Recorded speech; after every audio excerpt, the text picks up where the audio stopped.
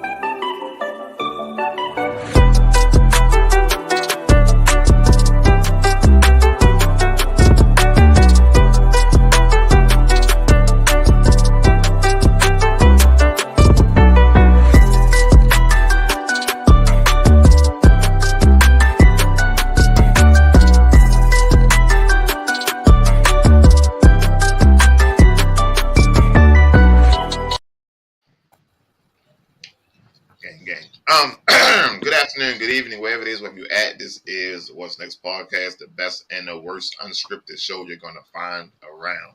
I promise you won't find a better or worse one. All right. I know that sounds a little crazy, but yeah. It is. No, it don't. That just means we perfect. We right where it need to be at. You know what I mean? Okay. He said it best.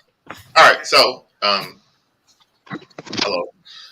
Today we have Ignorant Thinker Podcast in the building. Mm-hmm. We have Phoenix Speaks in the building. Off the Basis Podcast is in the building somewhere. I think he's back to get his paperwork. He's back. And PS5 El Gordo is in the building. Fucking something. So today we're gonna talk about toxicity. Is that a word? Is that how you probably say it? Toxicity. Mm-hmm. You got it. Traits we don't toxic traits in a relationship that we might not see, right? But first, last week I announced that the SamzSportz has rented the movie theater for the kids, and we was asking for donations. We had 100 seats. We're down to 45 now, so over half of them is already. Look at that, boy! You know how to make it happen. Look at you, player. Sir, in 1 week, you stole 60 seats. Damn. Sir, calm down, killer. You over there selling crack at the crack house, baby. What you 54, sir. Sir, and you sold 50 seats in a week. I can't make $60 in the fucking God dang. Sir.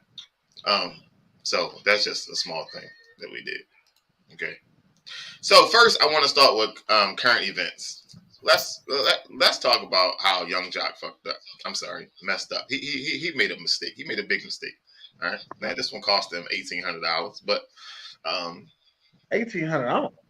Yeah, he sent the money to the wrong person and then sent the text message asking to get it back. And the person blocked him. And he said, God got bigger plans for you. And he wanted the money back. I am one of the very few people who feel like they should have just gave bro his money back, because I feel like what you can gain in rubbing elbows is way more than the $1,800 that you essentially stole. Sir, it's $1,800. You can't steal nothing that pop-ups in your account, sir. Bro, you can't steal nothing that pop-ups in your account. But you can cancel and send it back. They knew it wasn't intended. You can send it back, but you can't. It's not stealing. You a damn thief. No, it's not stealing. Yes, you are, because they don't listen. Accidentally send you something, and then they you know what they're gonna say, and you know it wasn't intended for you. You're a thief. You know what my reply back would be if I'm in a fucked up situation? Stop. God don't make mistakes. No, sir. That'll be my reply back. That wasn't God. That was human error. That was a test. If anything, in my opinion, that was a test. But I'm not going to argue with the dude that lives in the rudest city in America anyway. I don't know. I agree with y'all that he should have just sent it back. I am agreeing with y'all. But the other side of my brain is like, you don't know where that other person is acting like. That $1,800 may be the jackpot. Listen, but see, that's what I'm saying. That's the small-mindedness of people to feel like that $1,800 is gonna make or break you. That's $1,800. That ain't shit. This is young fucking job. That's young fucking job. That's not even small-mindedness. Like, here's the thing: $1,800 can make or break somebody who is living paycheck to paycheck. Let's first of all not minimize that, because it can absolutely make. I'm talking about based on what more you can gain from sending it back.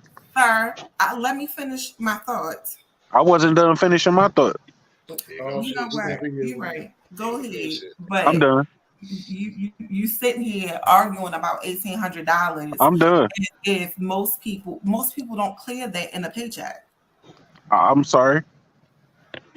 Listen, I didn't say that you had to be empathetic, but that in itself is part of the problem, because you're talking about small-mindedness, and I'm talking about being decent humans. You knew it wasn't intended for you. So before we can even get to the rubbing elbows, because this young Jack and he's connected XYZ, just being a decent human, it wasn't intended for you. You're a fucking thief. You're a thief. I still don't consider you a thief. If the bank accidentally put money in your account and you spend it, you going to jail. Shit. Well, then I'm going to jail. If they don't recover their money, they're coming after you. Mm-hmm. I see y'all when y'all get here. Hey, you know how many people they loan money to that don't pay that shit back? Shit. Well, no, that's different. That's different. We had contracts. Oh, you right. Conversation about what the dollar amount is, felony versus misdemeanor. I think it's over 10 grand, ain't it? No, I think it's over 500. Yeah, it's not a lot. It's not a lot. It's definitely 500. Ain't nobody gonna jump on $500. $999. That is your question. I thought it was 10 grand. I thought so. I thought it was 5. I'll take 8, give them the rest back. All right. Second one. Make sure I hit the right one. So, over in the richest part of the world, they're testing out new advertisements. They're going to be in the sky.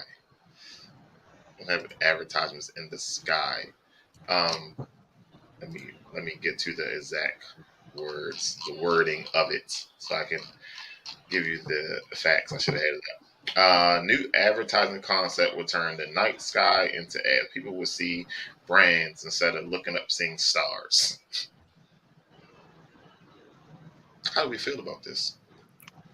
First thought that comes through my mind is air traffic control. What about you, Jay? Light pollution.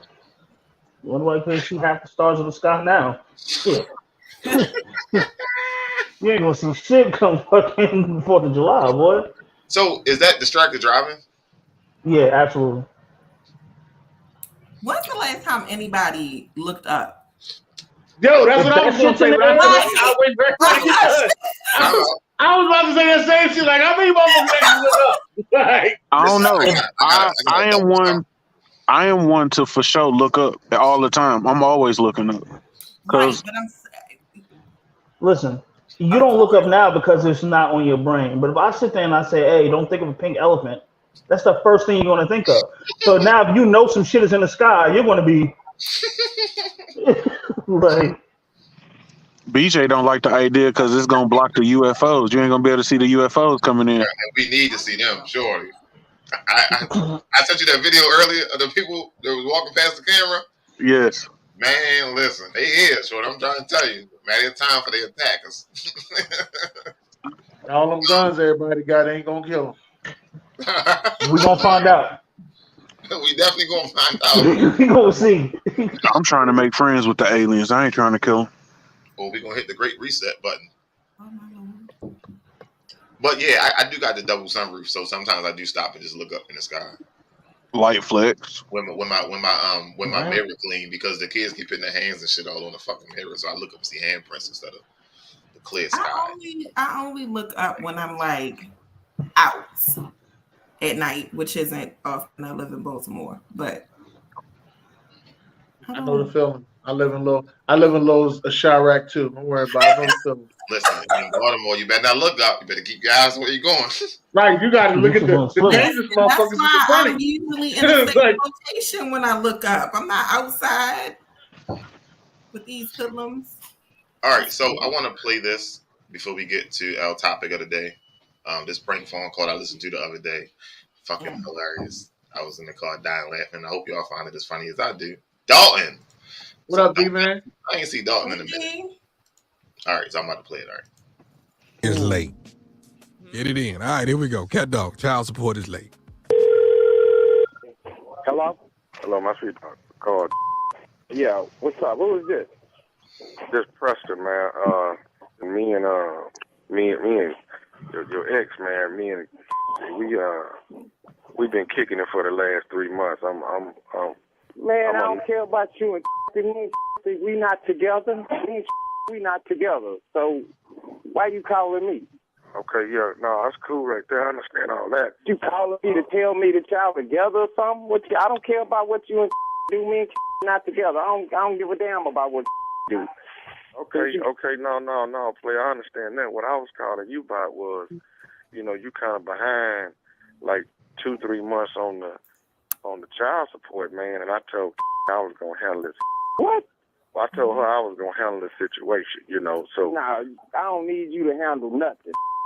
You don't need to be worried about how many months I'm behind. Who the hell telling you all this anyway?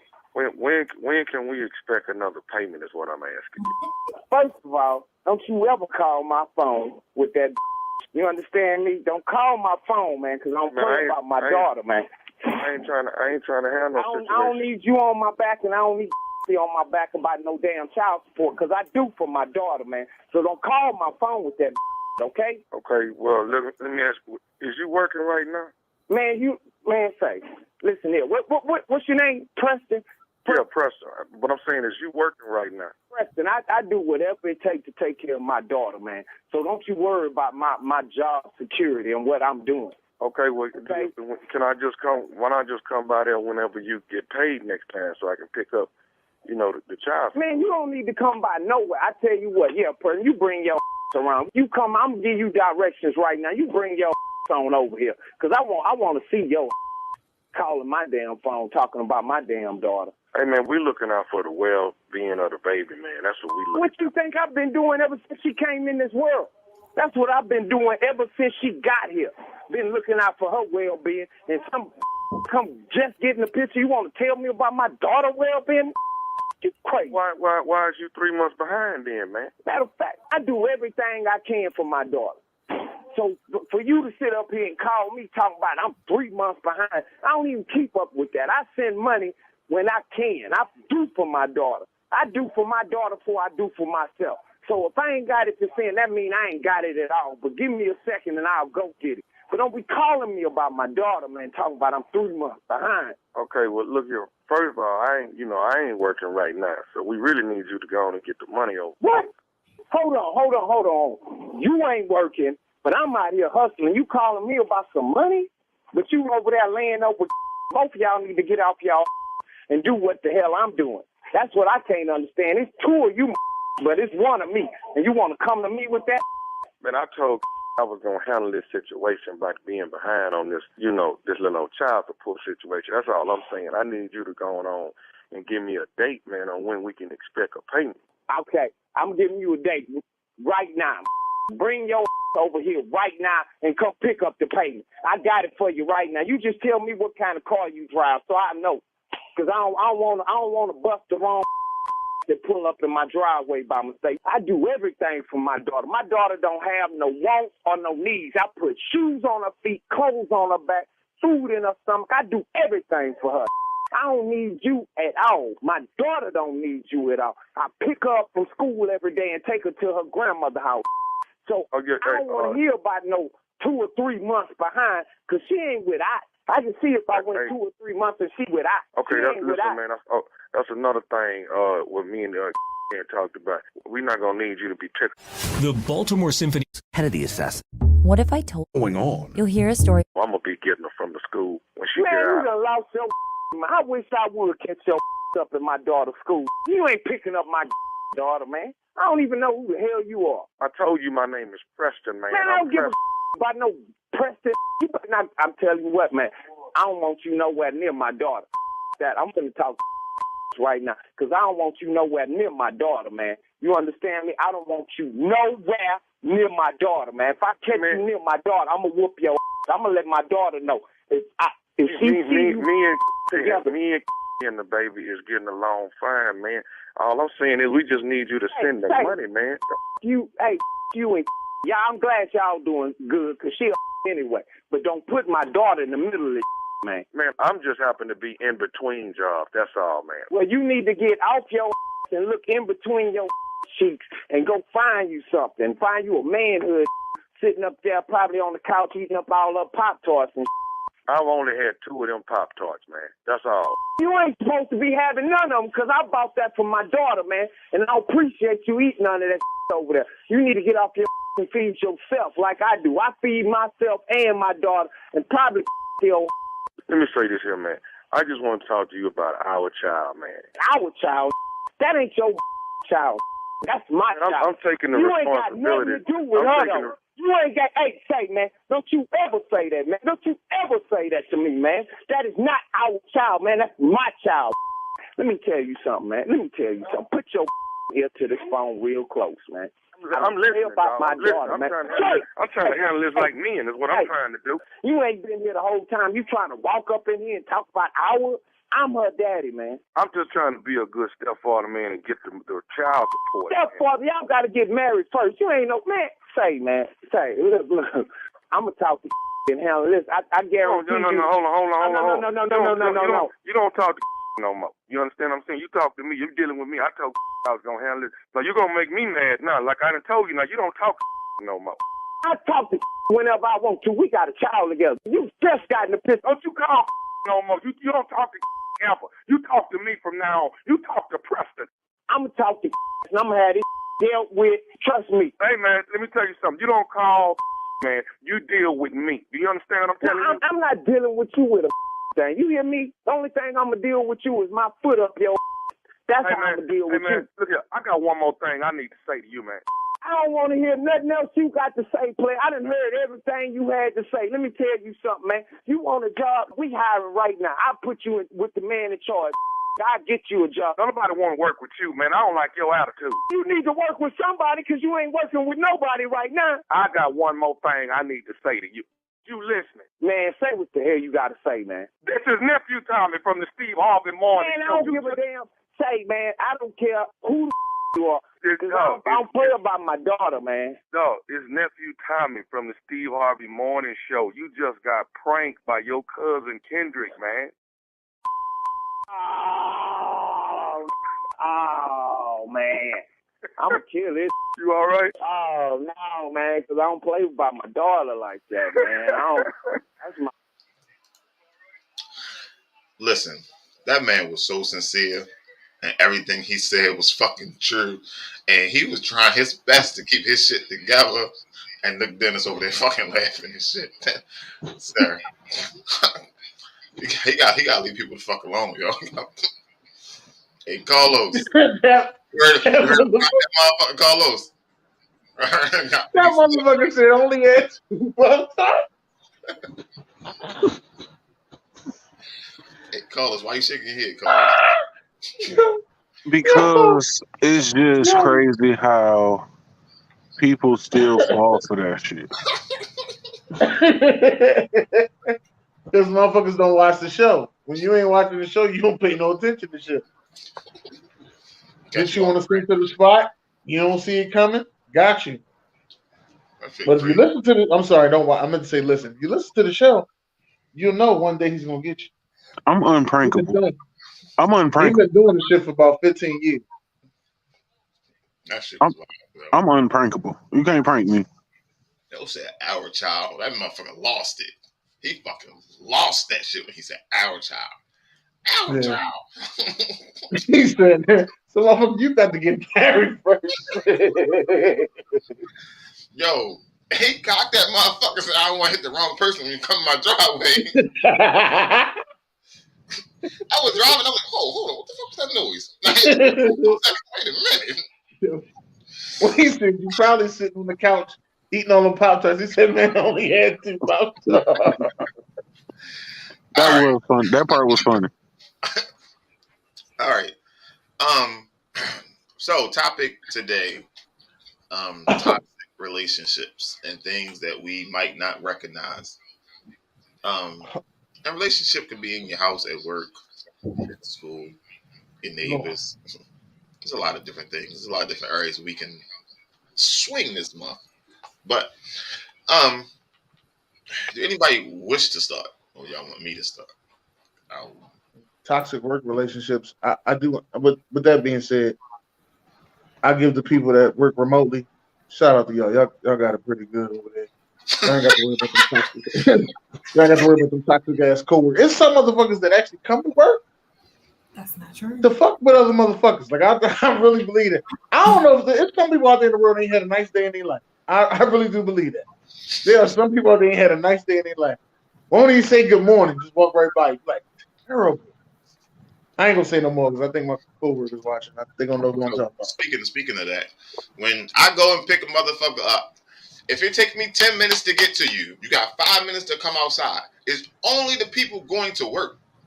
When it's time to get off, you quick as shit to get in the car. Stop wasting my fucking time in the morning, yo. If you don't want to go to work, yo, just stop. Don't waste my motherfucking time. Have me come over there and sit waiting on you. I'm missing my goddamn price hikes and bonuses, but I'm sorry. So it's a little situation they got to go through, man. It's like, they got to really think about it. Do we really want to go? Then them bills, order the ride if you ain't bills come to the crib, then you be like, you know what? I gotta get there.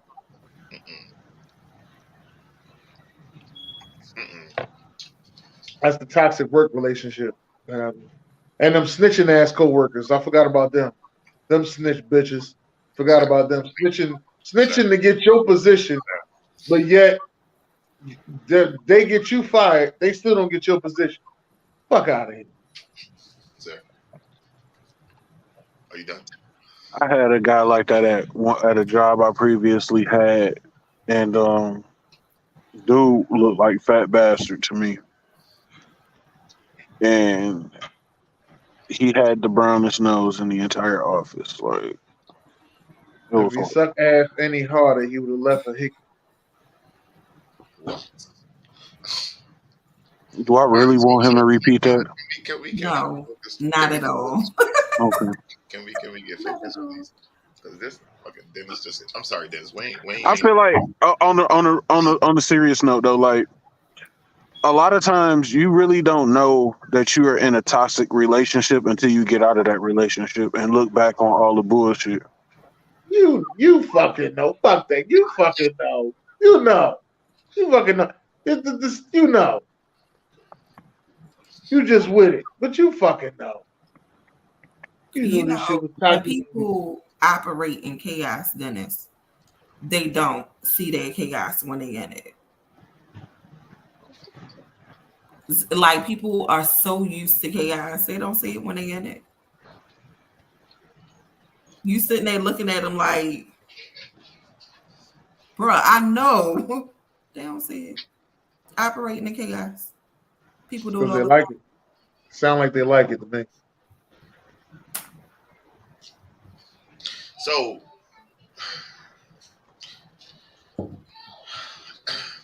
toxic relationships is when we speak of toxic relationships is anything that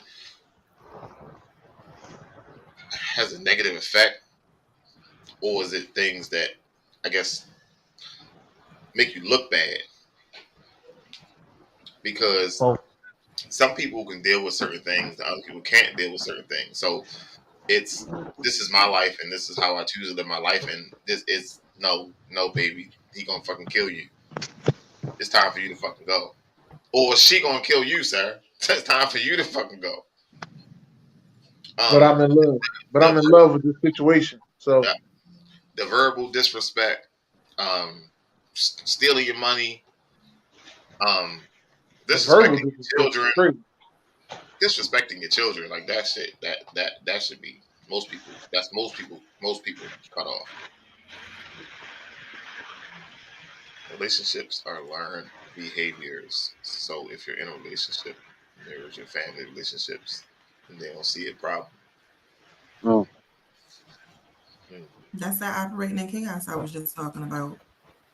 I did sometimes that be your I did a whole series on toxic relationships 2 years ago in my blog, talking about toxic relationships and how they stem further than your romantic relationships. I talked about my toxic relationship with my parents. I think one of the problems is people don't know how to draw lines. They don't know how to create boundaries for themselves. And then in certain situations like parents, people tell you you're wrong for drawing a line.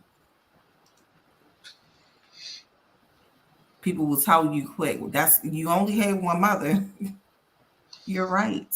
And she's still toxic. And I did a whole series on. Okay. Oh, that's Sharice, the Facebook user. Hello, Sharice. We haven't seen you in such a long time. And she's still toxic. And I did a whole series on. Thanks, shout out to Sharif. Can you fix a toxic relationship? It all depends. You can. Hold on. But it requires two people to fix it, and most times the other person doesn't want to fix it or don't know. Go ahead, Jay. I got to hear this shit. Go ahead, Jay. In my eyes, no. But before I start, because I kind of noticed something. At no point do the points that I make say that I'm right or wrong. I just go by my experiences. So, with that being said, you got a disclaimer and shit. No, because I don't want to seem argumentative. Yeah. I'm trying to be the nice one. So so reason being, you can't fix a toxic relationship, especially what you saying that it stems from, maybe your parents or your relationship with your work. You have to want to fix that part yourself before you can even say, okay, let's fix this. Because I'm not at your workplace. I'm not your parents. So do you feel like it's fair to be like, okay, let's fix this when you still have a bunch of baggage that you need to handle yourself? I understand what you're saying, sir. All right. So I get what he's saying, but he's going on the premise that person hasn't healed or it's the other person's issue.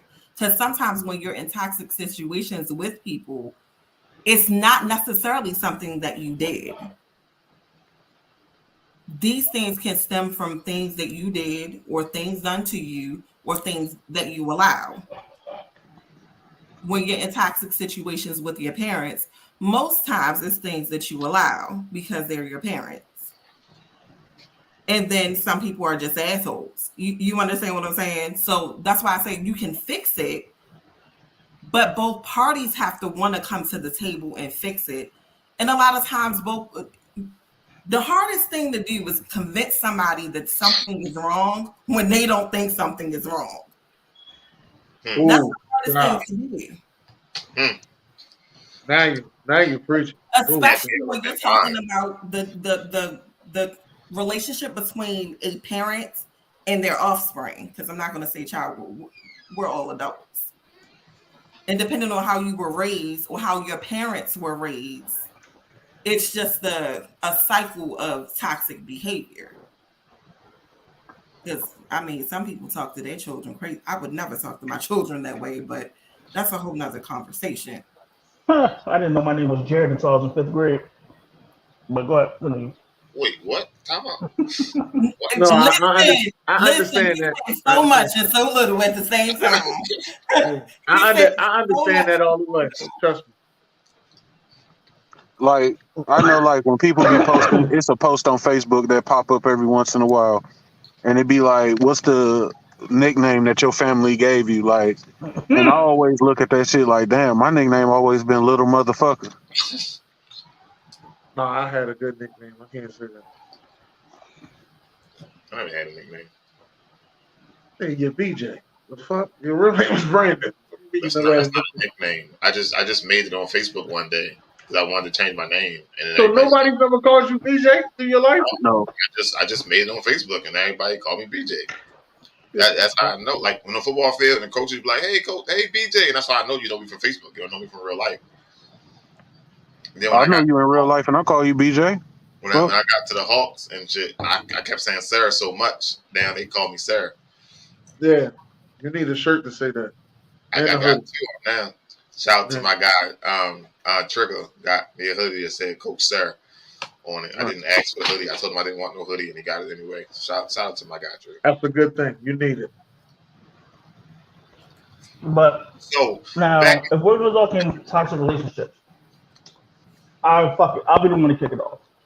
I've said this before, and I'll say it again. My most toxic relationship is the relationship with my mother. You know what? Fuck it. We talking. Oh, shit. He took his last. All I've seen since I can remember is my mother's back leaving the door. It's never changed. It's always been like that. It's been about her and her addiction. I'm going to ask you, do any of you know what it's like to grow up as a kid in the inner city and everybody knows your mother's a hooker? Not really fun. I promise you it's not fun. Take it. I know.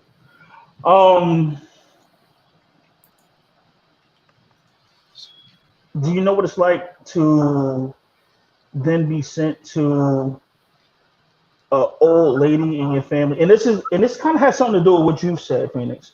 When how you say like your parents could talk to you crazy and everybody's like, oh, you only get one, you get one parent. Mine was something different. We had an older lady in our family that I ended up going to live with because I was taken away from my mother at an early age, who everybody seemed to look up to like she was the Dalai Lama of the family, but she was the most evil motherfucker I've ever met in my life. Yes, I am. So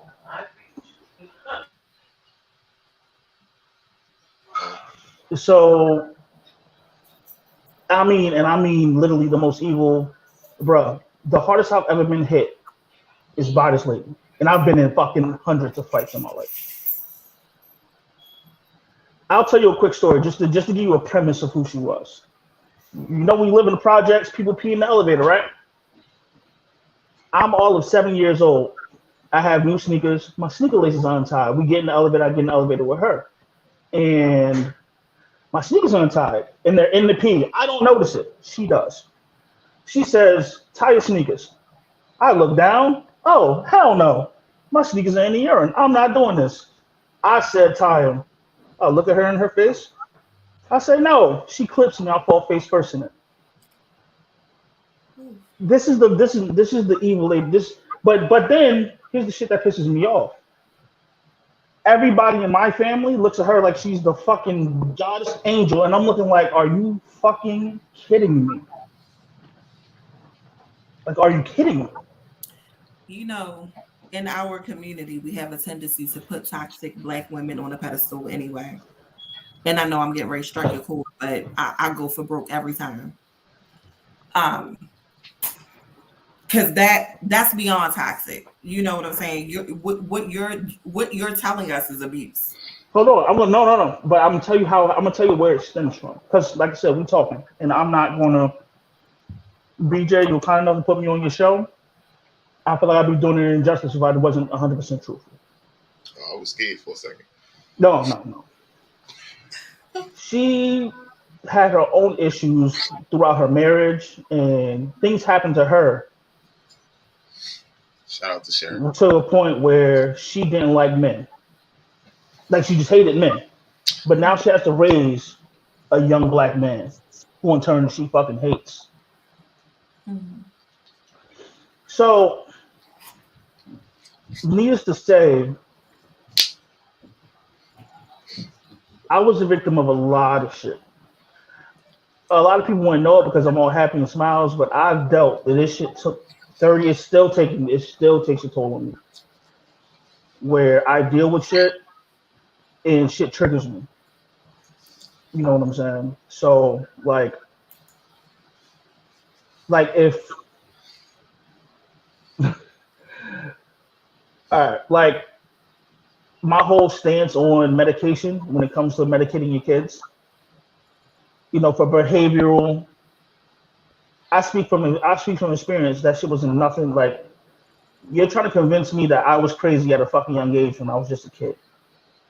And then it dawned on me when I got older, you were just doing that. So if I ever went and said, she's fucking me up at home, I would look like I'm crazy and I'm lying.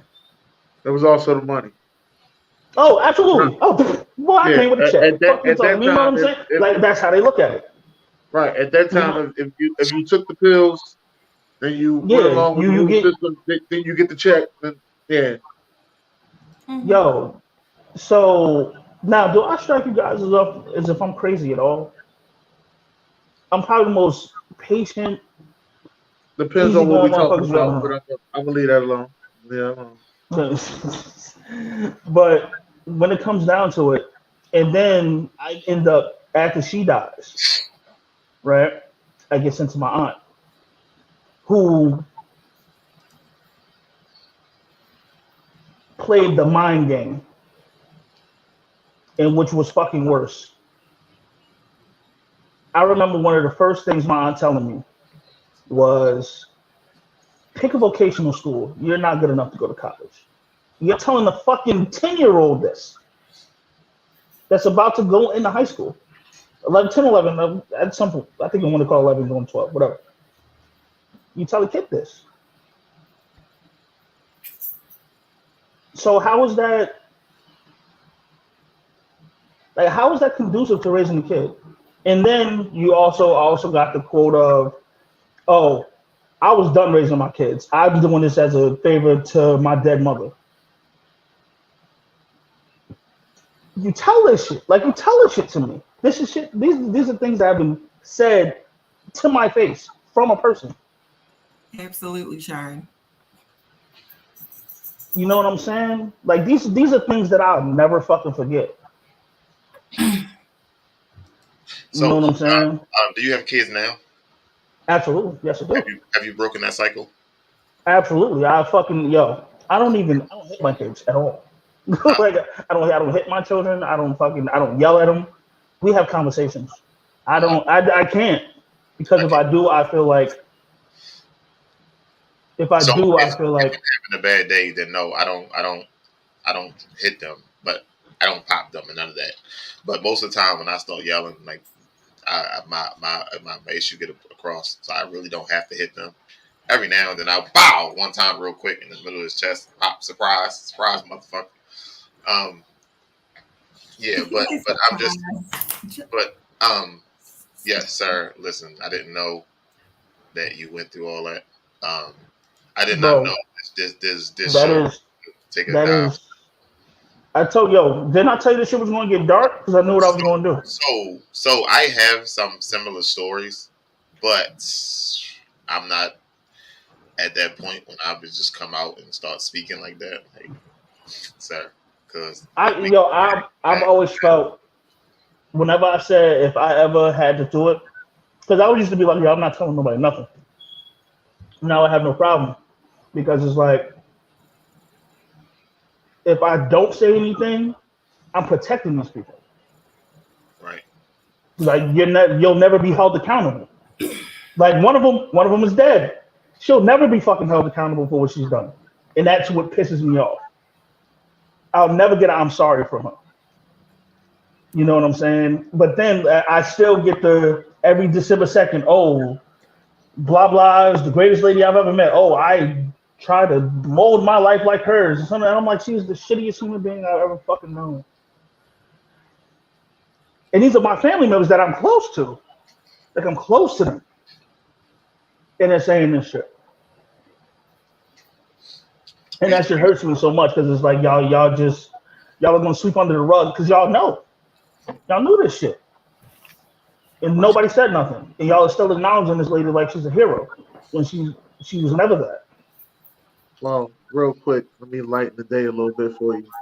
SamzSportz breaking James Robinson. James Robinson. Yeah, James Robinson. SamzSportz breaking James Robinson to the Jets. All right, now, go ahead. Back to your regular special. There you go. No. Keep Let's go into the Super Bowl. I don't know what nobody say. We going to the bowl, baby. Can y'all focus on the task at hand? This is the task at hand. This is the network. Listen. I'm sorry. Listen. No, it took me to get out of my toxic relationship with my dad to realize that the shit that I was going through wasn't normal. Oh yeah, Sharon, they knew. They fucking knew. Everybody knew. It wasn't like I wasn't showing up. I really want to teeth. ask you a question, Jay, but I think I might be overstepping my boundaries. Bro, you can ask me whatever you want, bro. I have nothing to hide. Nothing. I told myself anybody ask me anything. I mean, I know how you said what your mom was doing and all that, but it's just something in me that made me think that your mom might have took your grandmom's man. Huh? No. I don't think so. No, not that I know of. Right. That just it just all made sense to all this trauma that you was going through. That's what I was. Nah, I'm the victim of one being a young black man who was hated, who was born in a family of black women who hate black men. Also, I'm byproduct of the daughter that she has. I'm her grandson. So she has 3 daughters. 2 of them she loved, and one of them she kind of like cast it off like the black sheep. I'm the grandson of that black sheep. So now it's like, okay, so I don't fuck with you, so I'm going to take it out on him because he's what you hold dearest to you. A 5th and a 6th round pick, though, like what the hell? Yeah, I really think that is commendable, and that's a very minimal word that you can have this conversation and be transparent. Because I've gone through so much therapy. And I was segueing to that because I'm so comfortable. I'm so comfortable with me and my story and where I'm at now because I know for a fact that there are other people who went through this who aren't at the age of 33, who decided, okay, maybe I just need to check out and delete my mom player. But it's evident that you've been through therapy, and we have such this negative conversation around mental health in our community, and you are the product of trauma healing because healing is an ongoing process. I tell people that all the time. You go through something, you get your couch time, but understand just like you go into recovery as an addict, and you'll always be a recovering addict, you will always be healing from your trauma. Some days are better than others, but there's triggers. There's we all have had. But that's just the tip of the iceberg. Like my bad days are always my birthday. Always. I'll tell you why. Because again, I have nothing to hide. My father OD'd in front of me on my birthday, on my 14th birthday, right in front of me. No lie. Also, I got kicked out of my aunt's. The aunt's house, the one who had the mental game. I got kicked out of her house, and finally got to my grandmother's house, who I've wanted to live with since I was a baby. But I got kicked out of her house at like 11. It's October 7th. My birthday's October 8th. At like 11, brought to 108 Projects, and I had to my grandmother didn't even know I was coming. all I had was just my bags, and I didn't even know which door was her door. I had to ask. Like, this is the shit that I had to deal with growing up. I was the kid, and you ask anybody now in my family, I was the kid that nobody wanted but my grandmother.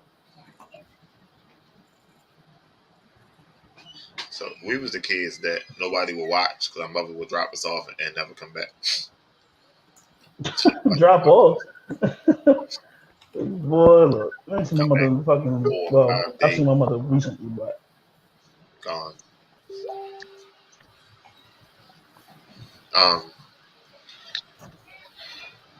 Sir, you know how like in guys, males don't show affection and shit like that. Like, you know what I mean? Like, sir, I would give you a hug, sir. Virtual hug, sir.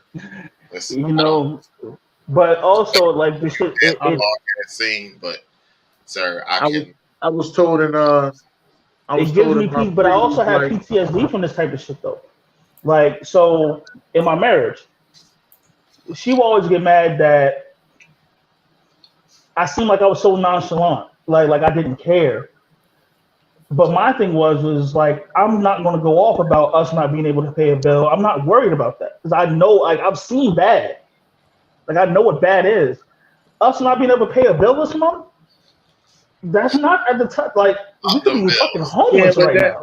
You know what I'm saying?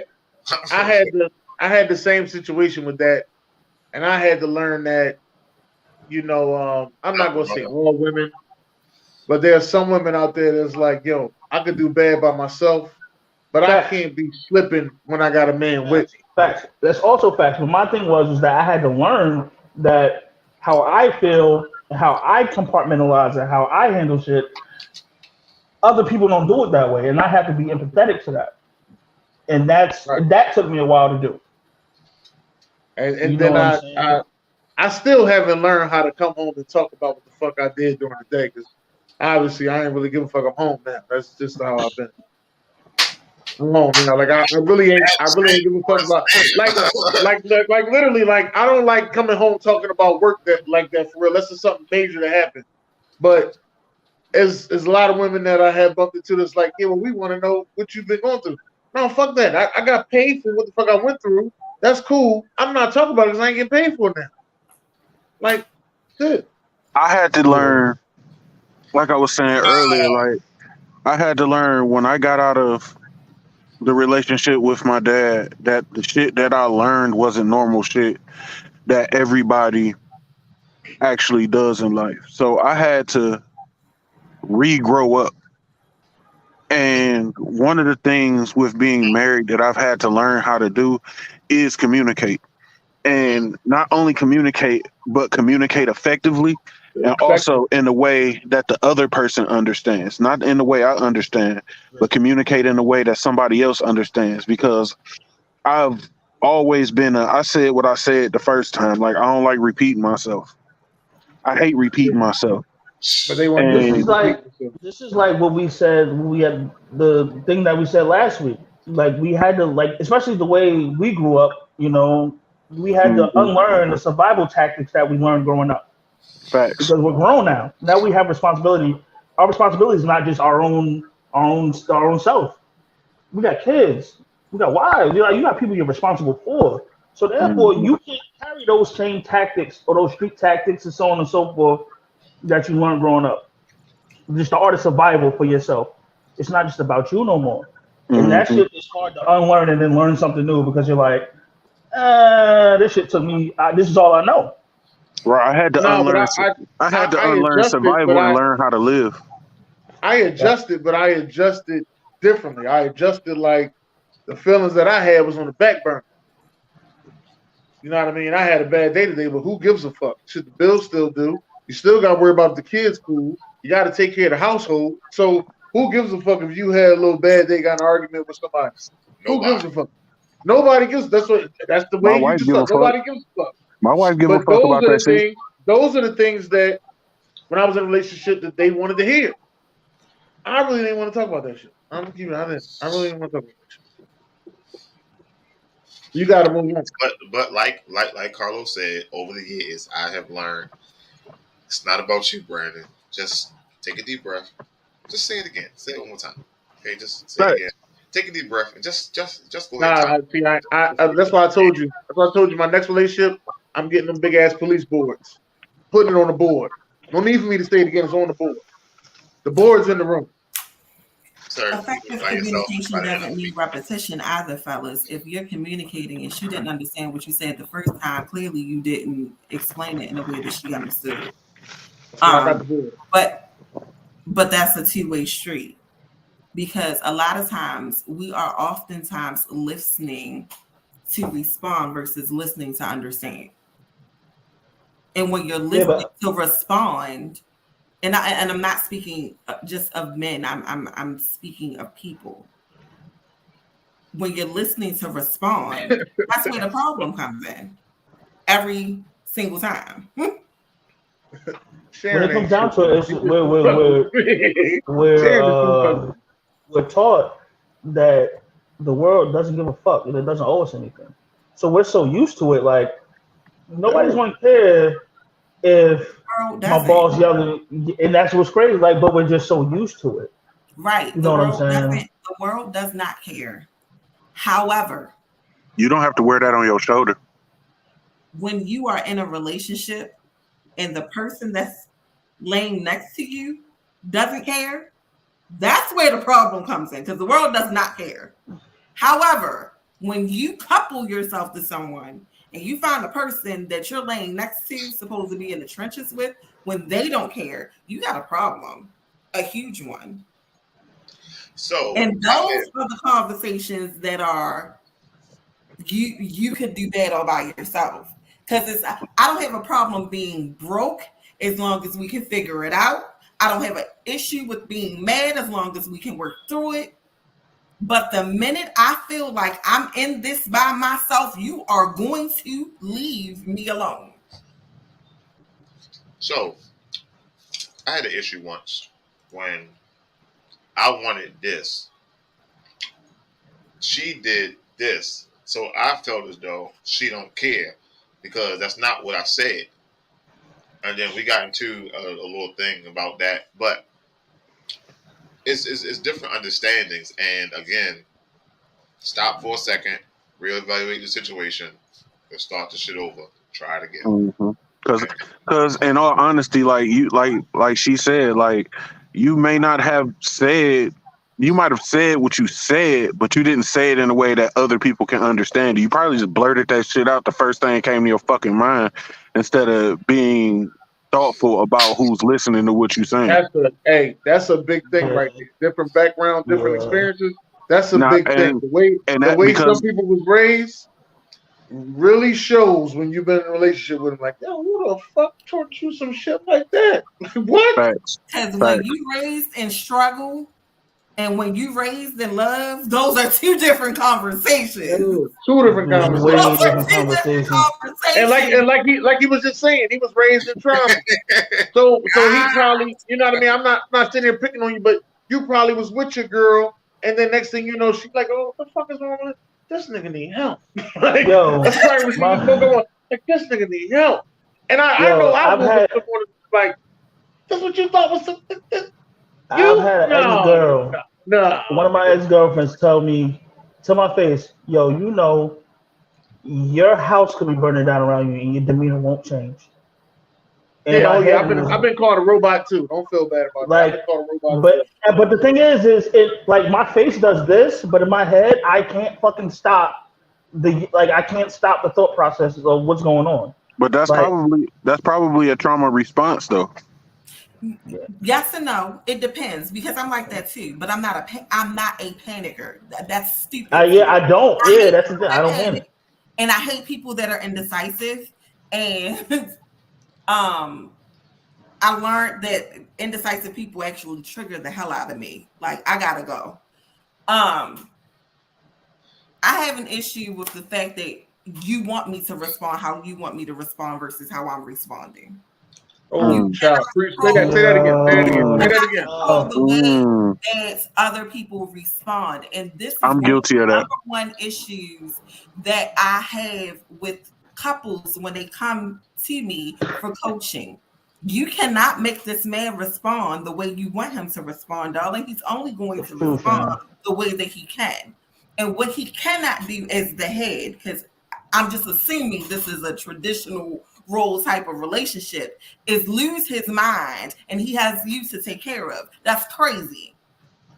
And the minute I say that to a female, then they're sitting there looking crazy. Well, what did you want him to do? Panic and run out the building that was on fire and leave you in it? Or did you want him to be stoic and get things done and make sure that you would stay safe? Pick a struggle. Because I miss you saying that so much. Pick a motherfucking struggle. The first thing we have to do in relationships is people always want to lead with the heart, but you have to lead with logic at some point. Yes. Because there are questions that you have to ask yourself. Yes, I love him, but am I going to be able to deal with XYZ 20 years down the line? Yes, I love her, but am I going to be willing to deal with XYZ down the line? Do I love this person with contingencies? And most of us are contingent lovers. We love contingency. Is that toxic in and of itself? Not necessarily toxic, but you have to know where you sit on the scope. You can't say, "Oh my God, I'm so in love with you. I would do anything for you." But because 3 of y'all are my Facebook friends, and I'm sure y'all saw my text. When you say "buts," it negates everything you said before that. But what? I mean, so what I'm saying to you is, I didn't see that, but I'll go look at it. Right. Dennis, I love you, but whatever I'm doing that's what all you say to yourself is, but what, motherfucker? Like what? Like you just X'd everything out. So people have to understand: 1, love is an action word. 2, understand how you really love people. And 3, understand that when men fall in love, usually they make a decision that they're going to be in love with you, which is very different from how women love. Oh, so can you explain? Wait a minute, BJ. Wait a minute, BJ. I'm getting ready to explain on that. Okay. So that's why I get argued down every time I do a panel. No. You got to say that again. Hold up. She ain't hear you. Say that again. Say that again, BJ. I said I was listening to this show the other day, and the guy was on there saying that women go off what they hear, and men go off what they see. That's why men lie, because women wants to hear. And women wear makeup. And the problem with that is then you run into a woman like me. I don't give a damn what the hell you telling me. I'm watching you. Because again, love is an action word. Like most things. I understand action. I don't understand your words. Because if you want to effectively communicate with me, you have to show me. That's it. You have to show me. As Sharon would say, I'm from the show me thing. Dennis, Carlos, BJ, all 3 of y'all know this about me. My movement will tell you how I'm feeling about you. My mouth will too, but my movement will absolutely, because I'm willing to be uncomfortable for people I love. I am willing to be uncomfortable. And do you understand that this shit don't do uncomfortable? So if I'm willing to make myself uncomfortable for you, I love you. Thank you. I love you too. I do not love with contingencies, but I will remove you quickly. So are you? So the moment you have a contingency is the moment that shit is done and over with. No, so here's the thing about the contingency. Well, you're right, because once I have to Dennis. I have to put distance between us. I gotta love you from afar. Dennis, you can't be in my bubble, because that means you're going to do something that's going to harm me or disturb my peace, and you gotta go. So, are you comfortable right now? Me? Yes. Yes. Very. Can you give me 4 wings and fries so you can get uncomfortable? I just want you to see how much. Are you gonna bring me the chicken? No. You said you're gonna. No, you said you comfortable. You said you're willing to get uncomfortable for people. You gonna give me the 4 wings and fries? I'm just trying to see. This motherfucker, boy. Oh, what kind of chicken you want? You want it fried? You want some Phoenix? What you want? I just want to test it. I mean, you pass it to. I appreciate. He want the honey Old Bay chicken wings. You want to Dennis? Don't be putting it on order for him. You don't know shit. I don't eat them. That's him. I don't eat them. That's him. He the Old Bay motherfucker. That must be a Baltimore thing. I don't know nothing about that. I've been with this motherfucker numerous times out to eat. If it ain't no Old Bay around, the shit wasn't good. Shout out to Ron. So you know how we hold on to things. So let me tell you about my life. My first summer job. You know how long ago that was? Right. It had to be at least 20 years. Talking about you working 2 weeks for $200, yo. Like I remember those. But you ain't had no bills though. You gotta remember, you gotta put all that together. You ain't got no bills. No, when I had a summer job, I had to pay rent. Because I was about to say that's not. My mother was charging me $100 every time I got paid. Damn. Yeah. I mean, you worked 2 weeks, y'all. You got was $100. Listen. So then I saved my money up. Got my Xbox at the end of the summer. Promise you, boy. I went in there to go get a PS. Was it PS3? Was it PS2? I think it was PS2. And I was like, no, I want to be different. Give me the Xbox. And that's when I made the switch. And I ain't go back since then. So things happened in our life. And I was at my homeboy house one day. Now, I had to take the bus up to Overly, get off, and take that 30-minute walk because the bus stopped running from the Overly stop all the way up to his house. I took that 30-minute walk with the heavy-ass Xbox. Y'all know the Xbox back in the day. That shit had weight to it. Man, listen. And I get up there, and she called me one day and was like, hey, I need some money. I need you to do me a favor. I need you to sell your Xbox and then get back on the bus and bring me the money.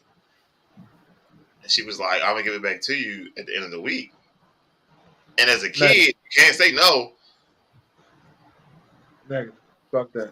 Boy, I heard that shit forever, yo. Like, yo, I bust my ass all summer to get that I want money. my kids to know.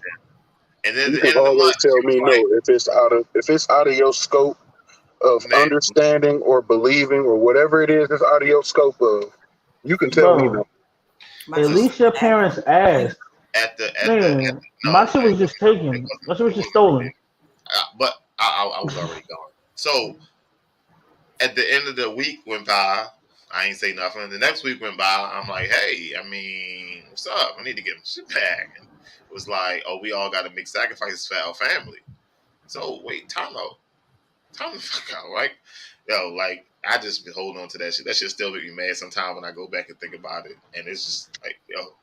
One thing that still makes me mad about my childhood is when my mom died, I got a state check.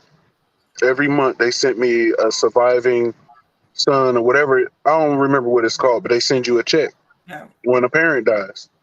My daddy told me from that day when I got that check, I had to give him half of it for rent every month. Why do black parents do that shit though? Because I don't ever see it in other households. I've never paid rent in my parents' house. Responsibility. And that's how I want it. That's how I want it with me. Like if my kids want to come, I'm supposed to be their safe haven. I'm supposed to be the fallback plan. I've never paid bills in my parents' house, and I say that as someone who was living outside of the house when she had her first child, and her father moved her back home because he said no child of his was going to live out in this world with his grandchild. And I still did not pay bills in their house. Now, I contributed to food because I had a little crumb snatcher, but I did not pay bills in my parents' house. My children will never pay bills in my house. I feel the same way. Never, ever. I do not subscribe to that. I do not subscribe to putting your children out when they turn 18. At 18, yeah. I do not subscribe to you trifling MFs putting bills in your kids' names. I don't subscribe to that. I don't subscribe to that. I got a whole laundry list of things that really trigger me. In our community, I think that y'all are horrible, and I will tell you in your face, like, this gangster goes beyond the screen. That's trifling. And then, you know, I was attacked by this woman I was still married. You don't know what it's like to be a single black woman with children. I had 5 goddamn children, and I'm without child support, and I still can take care of the children that I opened my legs to make. What about you? 4. Listen, some girl told me that she was like, why do she used to go. Her line used to always be. He gave me tea, Brandon. He said, "Is that Coach Brandon?" That's my son right there. And checked out the office. Ethan. Yeah. I had some girl tell me, she was like, "It's your fault that we get pregnant." I was like, I looked at her. I was like, you can kind of say that because a lot of us be like, yeah, we're gonna hit that and go raw, but it was your choice to let us go raw. Like, I wasn't there by myself, bro. Right. How it's men's fault, but somebody wrote a book.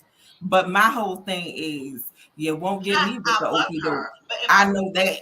Men's fault. Fuck that. You want to hit it raw? Sure, we can hit raw, and then we are going down to the CVS. You are buying this morning after pill because I'm absolutely not having no goddamn baby, bruh. I don't give out babies for free. I do not give out babies for free. Oh man. With that being said, how much you charging? For what? You said you don't give out babies for free. Go ahead, log out. Go ahead, log out. Like, Log out. You know, yeah, she was. Hey, Jeff, she was telling me that shit. He had the fan of flame. Like, yo, that shit is crazy to me. Women be like, and he left me with these kids. Motherfucker, you gave him them kids willfully. You had an expectation in return that he didn't agree to. Because most times that's what happens. There's this expectation, but we didn't come to an accord. No. And now you upset. But that's on you too, boo. You can call him trifling, but you trifling too. It's so many. On a lighter note, shout out to Cape Cod for their kettle cooked salt and vinegar chips. These motherfuckers is good. Say what the fuck? What did you eat today?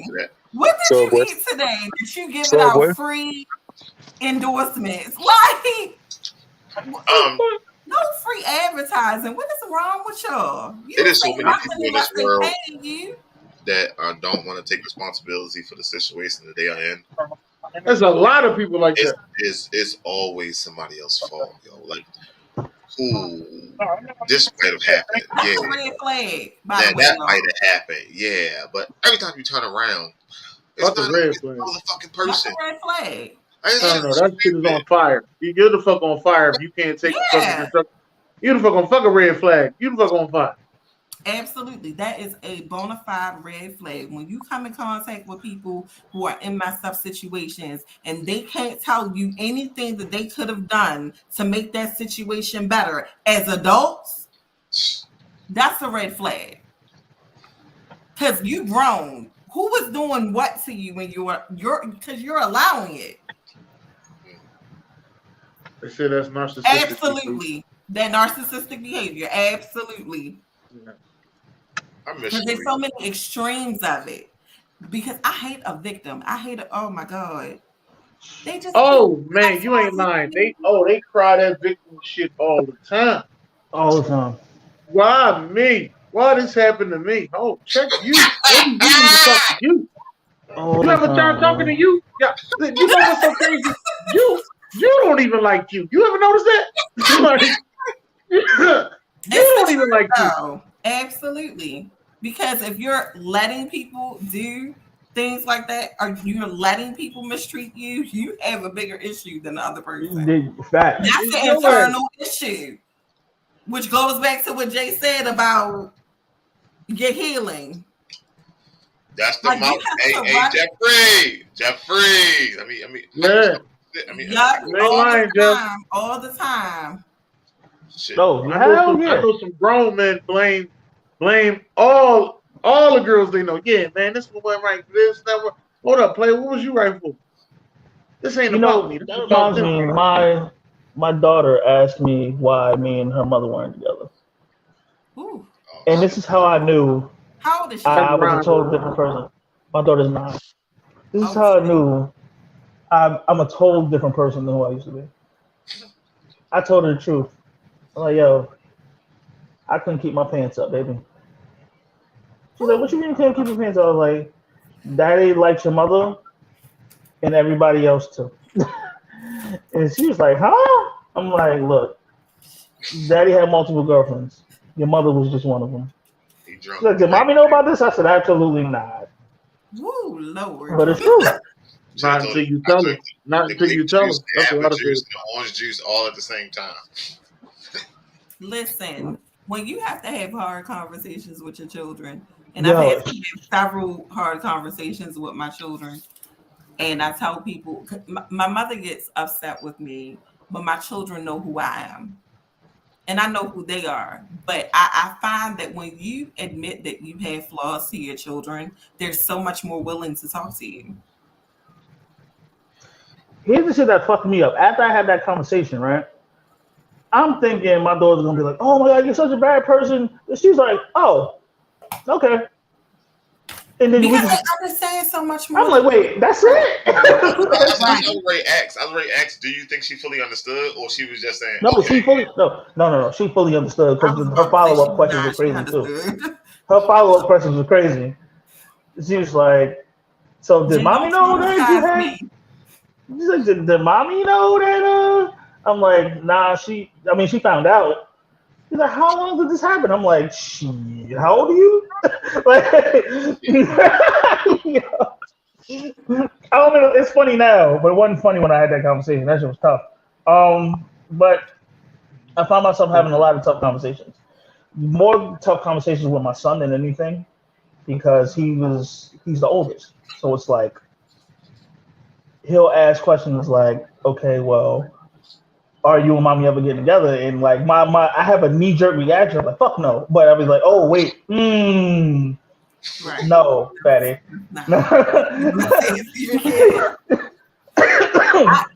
Jay, it's crazy that you're talking about this because I just had this conversation with my daughter. She recently asked me, would me and her father get back together? And I told her no. And I had to explain to her my why, and it made me extremely uncomfortable. And just to share like just bullet points of us being very different people, of sometimes too much time passes by and you're just not able to move backward. Because I explained to my ex-husband once I filed for divorce, I couldn't unring that bell. So there was nothing that he would be able to do to get me in the same space with him mentally if he were to want to do that again. And then I had to explain the fact that I don't feel safe with him in a way that she could understand. Because when you say things like not feeling safe, people assume, well, was he beating on you? No. But I don't trust my emotional, my mental, my spiritual space with him. And because of that, there's no way for me to mentally be in a relationship with somebody I don't feel safe with.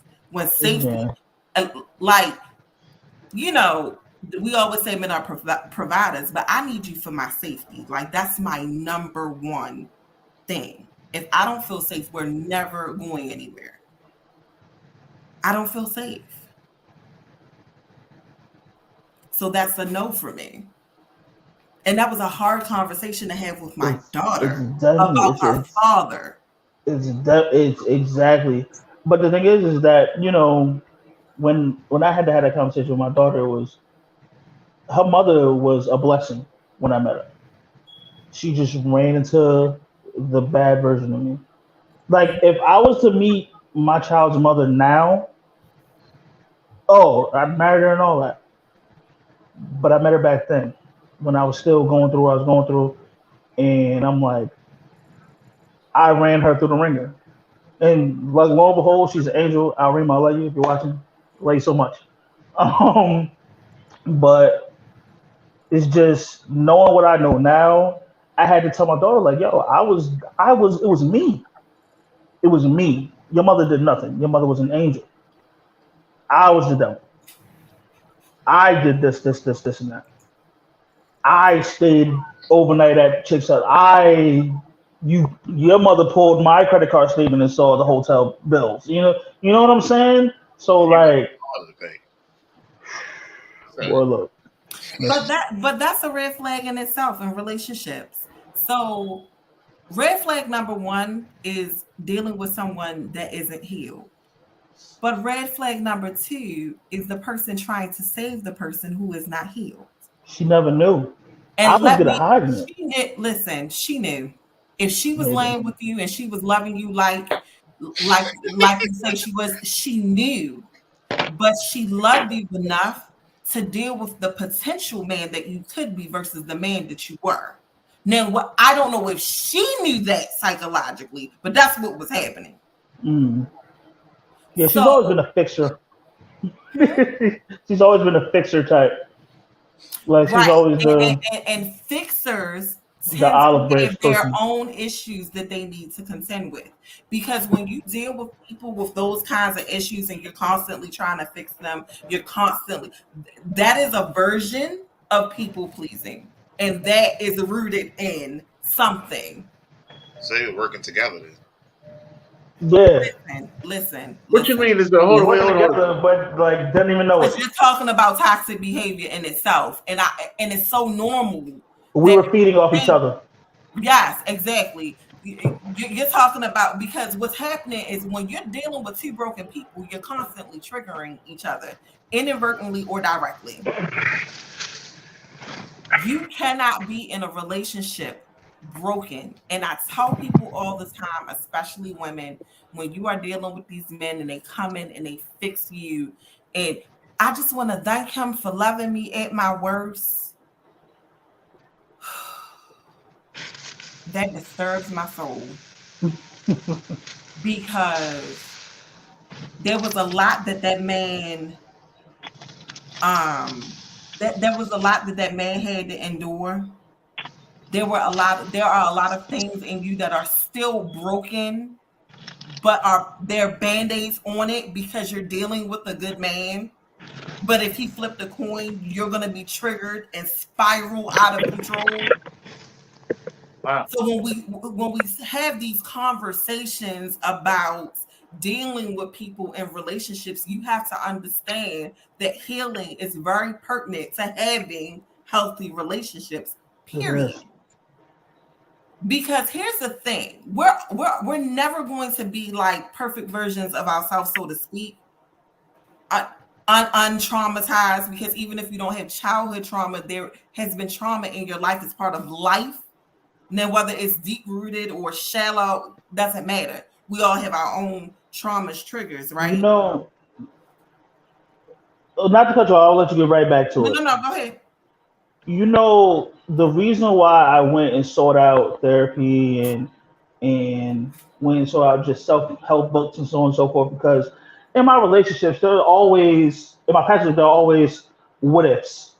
Like, if I was able to give you the best version of me, maybe this would have worked out. And I got tired of it. Like, all right, because I was always, I've skated through life half-assing it, and I've gotten great at it. But I was tired of it. Like, all right, if I got this far half-assing it, if I really went 100%, I know, you know what I'm saying? Like, so it'd be different. Same with my love life. So I'm like, all right, cool. So I went and did the healing. I went and did the research. I went and fucking climbed up the hill, did the steps. So it's like, so now whenever I get into a relationship, I'm like, this is the best version of me you're going to get.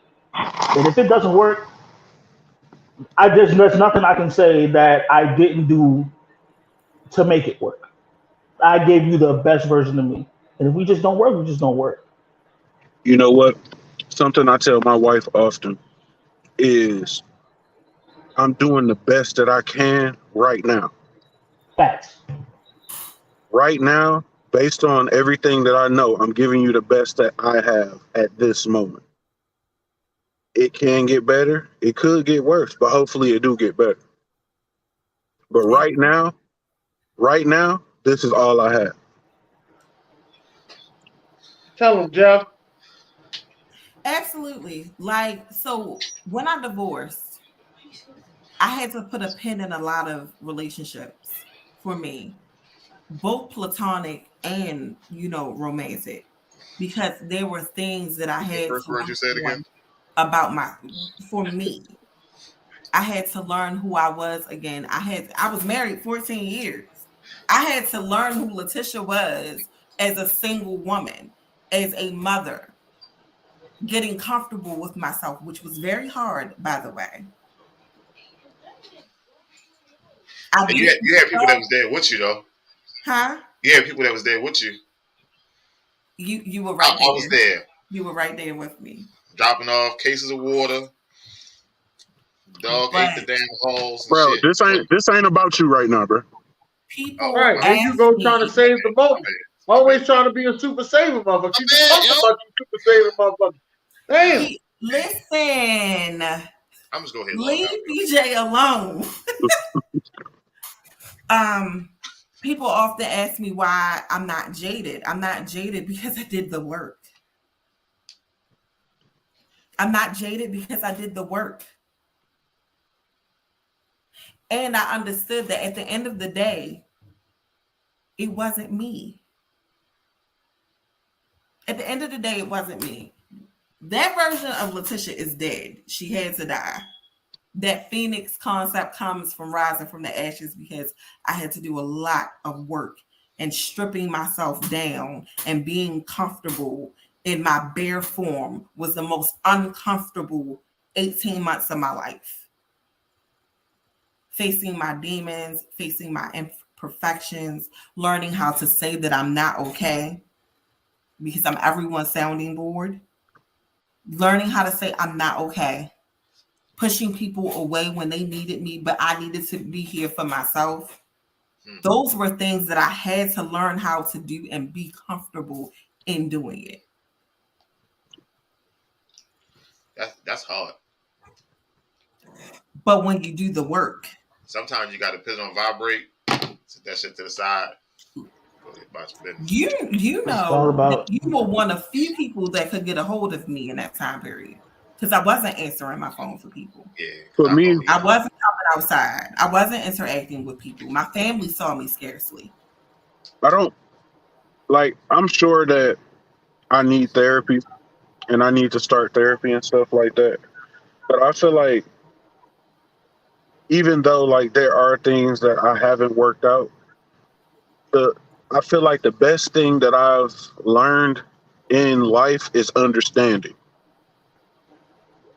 And I had to take a step back and live life to start to understand why things were the way they were.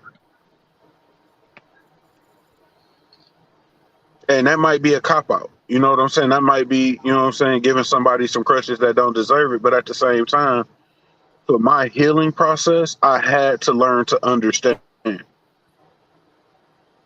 And one of the things I had to learn to understand, and what I'm talking about is basically with my father. One of the things I had to learn to understand is he gave me the best that he had at that moment. Is that the truth, though? Probably. That's the thing. Because when you're not working on yourself, when you're not working on your stuff, because for somebody to be abusive, they have their own demons. And if they have not worked it out, you're getting who they are. And this is part of therapy because for me, I had to learn how to let things go. And it wasn't about them, it was about me. I don't internalize anything. I say my piece to people and I move on. And I can absolutely not deal with you, but not hold a bone about it. And most of the time I have to outwardly tell people I don't mess with you like that because I'm cordial. But I'm able to be cordial because I said what I said and I left it there. I understand that that's a you problem and not a me problem. You acting funky with me, that's an issue. That's a you issue and not a Letitia issue. Self-awareness. I've always had that. So I know when I'm being a motherfucker. Do you? There you go. But this is honesty. This is transparency because I'm transparent about who I am with people. So to you, that's being transparent and honest and upfront. To everybody else, you just being an asshole. But I am an asshole. There we go. But we all some assholes. Here's the thing. But what version of me do you know, BJ? Because there's some steps to get to the asshole. There's steps. Like you gotta do stuff to get me there. But understand, what about sending your son? Coin, Letitia can be this very sweet, caring person, and then when I'm in a bad mood, I tell people up front, it's not a good day.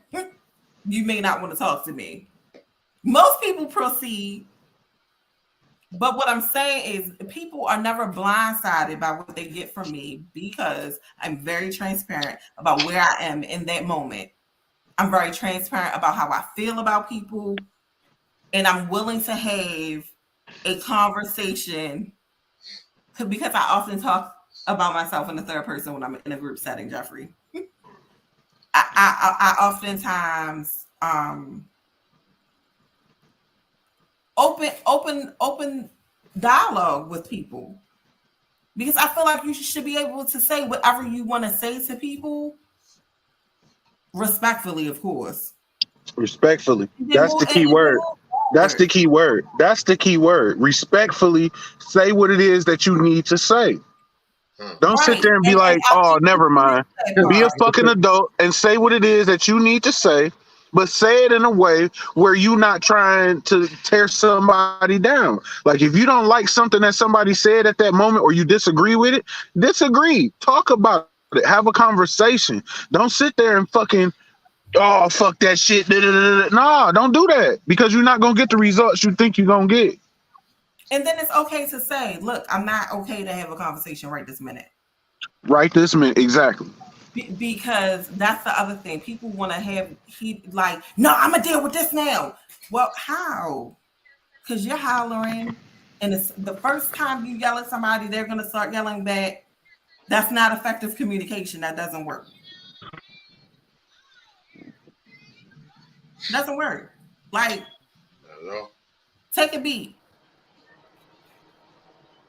Also, a lot of people listen to rebuttal and not listen to actually understand. Exactly. I said that earlier. People do all the time. Just want to, like, that's why I never throw anybody under the bus, but yeah. Like, you can't. You can't do that. You have to actually sit there. Effective communication, as y'all were saying. But you got to want to understand somebody else's point of view. Yeah. Because there's some people that feel like everything that they say is absolutely true and there's no fault in nothing that they do or say. But that's where, like, that's what we were just talking about, accountability. Right. That goes back to what we were saying earlier about can toxic relationships be healed? Because what you just said, that's a lot of people's standpoint. Nothing. I didn't do anything wrong to you. I'm your mother and blah, blah, blah, blah. You understand what I'm saying? And so when you get into those types of conversations with people, you then have to know, yeah, this is not going anywhere, and end the conversation instead of frustrating yourself. Because that's another thing that we do as people. We want to be heard to the point where we will argue with somebody who they're never going to hear you. They're going to die on that hill. You got to figure out how to be okay without the apology because they're going to die on that hill. Yeah. That, like I said earlier, I'm searching for an apology that I'm never going to get, bro. And I'm okay with it. Somebody told me some shit a long time ago, a real ass statement. And I'm sure all of y'all have heard it before. From afar, two people arguing both look like fools. Yeah. So a lot of times I just let them talk. Let them talk. Let them have their whole conversation. Then it's just be like, okay. Okay. It be motherfuckers that be cussing me out in text like, and my response, okay. They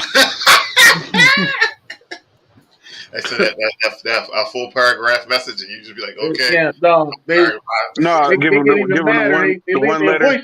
They get even mad and leave me a voice message. I'll be right back with a voice message. Okay. Give them the one word. Give them the one letter answer. Okay. All right. No, all right, I don't say K. We just had a conversation about K. K is for some other people, some superstars out there.